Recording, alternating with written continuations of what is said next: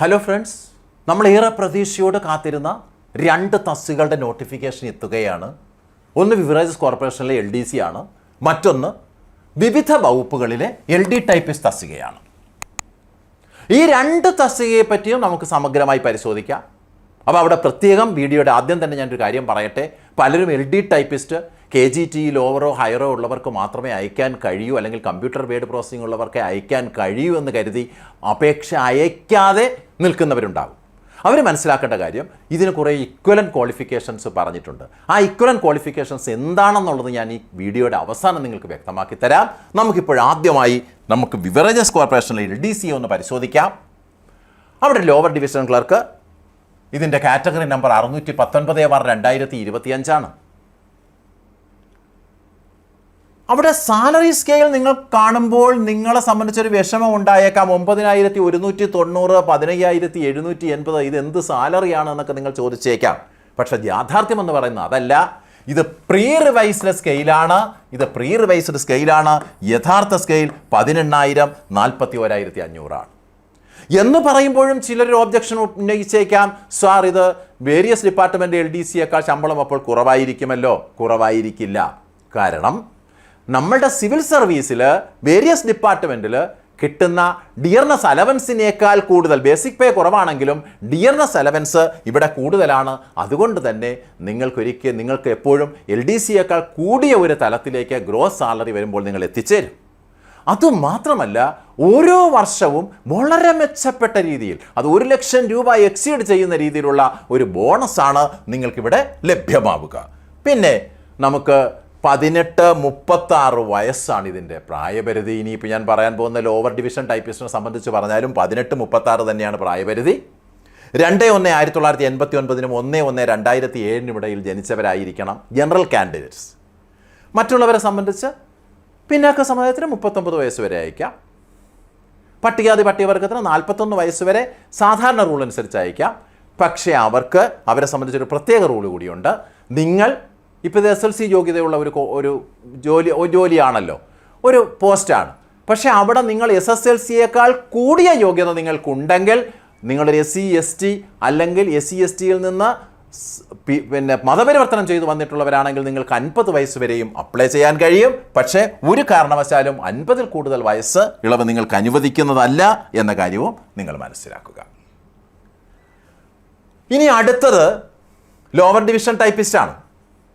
631/2025 category number. വിവിധ വകുപ്പുകളാണ്. ഇവിടെ വിവിധ വകുപ്പുകളെ സംബന്ധിച്ചിടത്തോളം നമുക്കറിയാതെ വിവിധ ജില്ലകളിലാണ്, ജില്ലാ തലത്തിലുള്ള നിയമനമാണ്. ഇതിലെ ജില്ലാതല നിയമനങ്ങൾ ഓരോ ജില്ലയിലും എത്രമാത്രം നടന്നിട്ടുണ്ടെന്നും നിങ്ങളുടെ കമ്മ്യൂണിറ്റിയൊക്കെ വെച്ച് നോക്കുമ്പോൾ ഇപ്പോഴത്തെ റൊട്ടേഷൻ പ്രകാരം നിങ്ങൾ എവിടെ അയക്കുന്നതായിരിക്കും നല്ലത് തുടങ്ങിയ കാര്യങ്ങളെപ്പറ്റി ഒരു പ്രത്യേകം വീഡിയോ ഇനി ചെയ്യുന്നതാണ്. ഈ വീഡിയോയിൽ ജനറലായിട്ടുള്ള കാര്യങ്ങളും അതുപോലെ തന്നെ നിങ്ങൾക്ക് ഇക്വലൻ്റായി വരുന്ന ക്വാളിഫിക്കേഷൻസും എന്തെന്ന് ഞാൻ പറഞ്ഞു തരാം. ഇവിടെ 26,500, 60,700 വരുന്ന സാലറിയാണ്. ഇത് ജില്ലാടിസ്ഥാനത്തിലാണ്. പ്രായപരിധിയും മറ്റ് ഇളവുകളൊക്കെ ഞാൻ നേരത്തെ പറഞ്ഞതുപോലെ തന്നെയാണ്. SC ST വിഭാഗങ്ങളെ സംബന്ധിച്ചിടത്തോളം അവിടെ 5 വയസ്സ് വയസ്സിളവായി നൽകുന്നുണ്ട്. അതുപോലെ തന്നെ പിന്നാക്ക സമുദായത്തിന് 3 വർഷ വയസ്സിളവും ലഭിക്കുന്നുണ്ട്. അപ്പോൾ ഈ കാര്യങ്ങൾ മനസ്സിലാക്കിക്കൊണ്ട് അപേക്ഷ അയക്കുക. ഇതിൻ്റെ യോഗ്യതകളാണൊരു പ്രശ്നം. പലപ്പോഴും LD ടൈപ്പിസ്റ്റിന് നോട്ടിഫിക്കേഷൻ വരുമ്പോൾ ഉദ്യോഗാർത്ഥികൾ അന്വേഷിക്കുന്ന ഒരു കാര്യമാണ്, സാർ ഇതിൻ്റെ യോഗ്യത എനിക്ക് അയക്കാൻ പറ്റുമോ, എനിക്ക് ഇന്ന ക്വാളിഫിക്കേഷൻസ് ഉണ്ടോ? ഞാൻ വ്യക്തമായിട്ടൊന്ന് പറഞ്ഞു തരാം. അവർ നോട്ടിഫിക്കേഷനിൽ പറയുന്ന SLC ഓർ തത്തുല്യം നിങ്ങൾ പാസ്സാകണം. മലയാളം ടൈപ്പ് റൈറ്റിങ്ങിൽ ലോവർ സർട്ടിഫിക്കറ്റ് അല്ലെങ്കിൽ തത്തുല്യം. ആ തത്തുല്യം എന്ന് പറയുന്ന കാര്യം ശ്രദ്ധിച്ചോണം. അതുകൂടി നിങ്ങൾക്കുണ്ടോ എന്ന് നിങ്ങൾ ശ്രദ്ധിക്കണം. ഇംഗ്ലീഷ് ടൈപ്പ് റൈറ്റിങ്ങിൽ lower grade certificate, computer grade posting ഉള്ള സർട്ടിഫിക്കറ്റ് അല്ലെങ്കിൽ തത്തുല്യം. ഇവിടെ നിങ്ങൾ മനസ്സിലാക്കേണ്ട ഒരു കാര്യമുണ്ട്. നിങ്ങൾ 2002 ജനുവരിക്ക് ശേഷമാണ് KGTE പാസ്സായിട്ടുള്ളതെങ്കിൽ ആ സർട്ടിഫിക്കറ്റിനോടൊപ്പം നിങ്ങൾ ലോവർ പാസ്സാകട്ടെ, ഹയർ പാസ്സാകട്ടെ, അത് മലയാളമാകട്ടെ, അത് ഇംഗ്ലീഷ് ആകട്ടെ, വേഡ് പ്രോസസ്സിങ്ങിൻ്റെ സർട്ടിഫിക്കറ്റും അതിലുണ്ടാകും. വേഡ് പ്രോസസ്സിങ് നിങ്ങൾ പാസ്സാകും. ഇനി ഒരു പക്ഷേ നിങ്ങൾ 2002 ജനുവരിക്ക് മുൻപ് KGT ടൈപ്പ് റൈറ്റിംഗ് പാസ്സായ ഒരാളാണെങ്കിൽ വേർഡ് പ്രോസസ്സിംഗ് പ്രത്യേകമായി പാസ്സാകേണ്ടി വരും. എനിക്ക് തോന്നുന്നു ഇപ്പോൾ 2002 മുമ്പ് പാസ്സായവരൊന്നും ഇപ്പോൾ ഉണ്ടാവില്ല. നിങ്ങളുടെ എല്ലാം സർട്ടിഫിക്കറ്റ് വേർഡ് പ്രോസസ്സിംഗ് ഉണ്ടാകും. അപ്പോൾ ആക്ച്വലി നിങ്ങൾ മലയാളം ടൈപ്പ് റൈറ്റിംഗ് ലോവർ സർട്ടിഫിക്കറ്റും English type writing lower certificate അല്ലെങ്കിൽ അതിന് തത്തുല്യമായി വരുന്ന യോഗ്യതയും കൈവരിച്ചാൽ മതിയാകും. ഇനി നിങ്ങൾക്ക് അറിയേണ്ടത് തത്തുല്യ യോഗ്യതകളെ പറ്റിയാണല്ലോ. അത് ഞാനൊന്ന് പറഞ്ഞു തരാം. KGT ടൈപ്പ് റൈറ്റിംഗ് മലയാളം ഇതിൻ്റെ ഒരു ക്വാളിഫിക്കേഷൻ ആണല്ലോ. ഞാൻ പറയട്ടെ, നിങ്ങൾ VHSC വൊക്കേഷണൽ ഹയർ സെക്കൻഡറി പരീക്ഷ പാസ്സായിട്ടുള്ള ആളാണെന്നിരിക്കട്ടെ, അതിൽ കമ്പ്യൂട്ടറൈസ്ഡ് ഓഫീസ് മാനേജ്മെൻറ്റ് എന്നുള്ള സെക്ഷനിൽ നിങ്ങൾ VHSC പാസ്സായിട്ടുള്ള ആളാണെങ്കിൽ നിങ്ങളുടെ മലയാളം ക്വാളിഫിക്കേഷൻ ഓക്കെ, ഇംഗ്ലീഷും ഓക്കെയാണ്, ഇംഗ്ലീഷും തത്തുല്യമാണത്. ഇനി VHSC office management and secretaryship നിങ്ങൾ പാസ്സായിട്ടുണ്ടെങ്കിലും നിങ്ങൾ ഓക്കെയാണ്, നിങ്ങളവിടെ KGT മലയാളം പാസ്സാകേണ്ട കാര്യമില്ല. ഡിപ്ലോമ ഇൻ കൊമേഴ്സ്യൽ പ്രാക്ടീസ് പാസ്സായിട്ടുള്ള ആളാണെങ്കിൽ നിങ്ങൾക്ക് എന്താണ് അവിടെയും ഓക്കെയാണ്. അതുപോലെ diploma in shorthand and typewriting പാസ്സായിട്ടുണ്ടെങ്കിൽ അതും മതി. പിന്നെ diploma in computer application and business management എന്നുള്ള യോഗ്യത ഉണ്ടെങ്കിലും നിങ്ങൾക്ക് മലയാളം യോഗ്യതയ്ക്ക് തുല്യമായി. ഇതേ യോഗ്യതകളൊക്കെ തന്നെ ഇംഗ്ലീഷിനും തുല്യമായി വരുന്നുണ്ട്. നിങ്ങൾ VHSC അക്കൗണ്ടൻസി ആൻഡ് ഓഡിറ്റിംഗ് പാസ്സായിട്ടുണ്ടെങ്കിൽ അത് ഇംഗ്ലീഷിന് തുല്യമാണ്. നിങ്ങൾ ഒരു കാര്യം മനസ്സിലാക്കണം, VHSC അക്കൗണ്ടൻസി ആൻഡ് ഓഡിറ്റിംഗ് പാസ്സായിട്ടുണ്ടെങ്കിൽ അത് ഇംഗ്ലീഷ് ലോവറിന് മാത്രമേ സമമാകൂ. അത് മലയാളം ലോവറിന് സമമാവുകയില്ല. അപ്പോൾ മലയാളം നിങ്ങൾ പ്രത്യേകം പാസ്സായിരിക്കണം. അതേസമയം VHSC കമ്പ്യൂട്ടറൈസ്ഡ് ഓഫീസ് മാനേജ്മെൻ്റ് ആണ് നിങ്ങൾ പാസ്സാകുന്നതെങ്കിൽ അത് മലയാളത്തിനും ഇംഗ്ലീഷിനും എന്തായിട്ട് വരുന്നു, മലയാളത്തിനെ സംബന്ധിച്ചും ഇംഗ്ലീഷിനെ സംബന്ധിച്ചും അത് ഇക്വലൻ്റായി വരുന്നുണ്ട്. അതുപോലെ തന്നെ VHSC ഓഫീസ് മാനേജ്മെൻറ്റ് ആൻഡ് സെക്രട്ടറിഷിപ്പും നമ്മുടെ മലയാളത്തിനും തുല്യമാണ്, ഇംഗ്ലീഷിനും തുല്യമാണ്. പിന്നെ വരുന്നത് NTC എന്ന് പറയുന്നൊരു ഇതാണ്. NTC നാഷണൽ ട്രേഡ് സർട്ടിഫിക്കറ്റ് ഏതിലാണ്?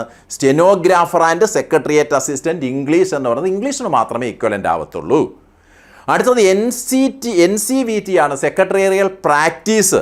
NCVT സെക്രട്ടേറിയൽ പ്രാക്ടീസ് അതും നമുക്ക് ഇംഗ്ലീഷിന് തുല്യമാണ്. ഡിപ്ലോമ ഇൻ കൊമേഴ്സ്യൽ പ്രാക്ടീസ് മലയാളത്തിൻ്റെ കാര്യം പറഞ്ഞ പോലെ ഇംഗ്ലീഷിനും അത് തുല്യമാണ്. ഡിപ്ലോമ ഇൻ സെക്രട്ടേറിയൽ പ്രാക്ടീസ് മലയാളത്തിനും ഇംഗ്ലീഷിനും അത് തുല്യമാണ്.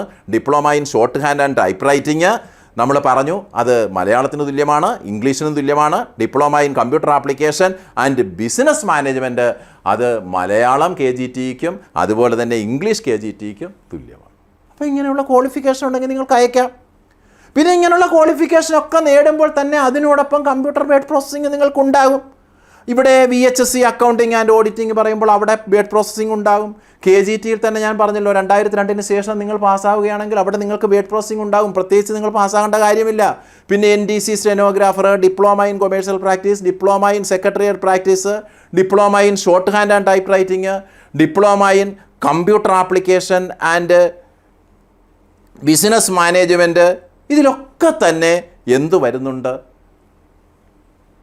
അതിൽ അടങ്ങിയിട്ടുള്ളതാണ് വേർഡ് പ്രോസസ്സിംഗ്. അപ്പോൾ അതിനുവേണ്ടി നിങ്ങൾ വേർഡ് പ്രോസസ്സിംഗ് എന്ന് പറഞ്ഞ് പ്രത്യേകം പാസ്സാകേണ്ട കാര്യമില്ല.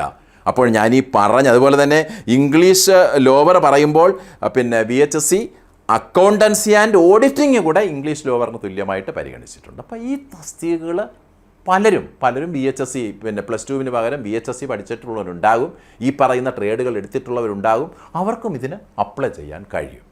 ഇതിൻ്റെ ഒരു പ്രത്യേകത നമുക്കറിയാം, ഈ ക്വാളിഫിക്കേഷൻ ഉള്ളവർക്ക് മാത്രം അയക്കുന്നത് കൊണ്ട് തന്നെ മറ്റ് തസ്തികകളേക്കാൾ കോമ്പറ്റീഷൻ കുറഞ്ഞ ഒരു മേഖലയാണ് LD ടൈപ്പിസ്റ്റിന് ഉണ്ടാവുക. അതുകൊണ്ട് തന്നെ നമ്മൾ ഒരുവിധം കാര്യമായിട്ടൊക്കെ പഠിച്ചാൽ നമുക്ക് ജോലി പിടിച്ചെടുക്കാൻ കഴിയുന്ന ഒരു തസ്തികയുമാണ്. മനസ്സിലായല്ലോ?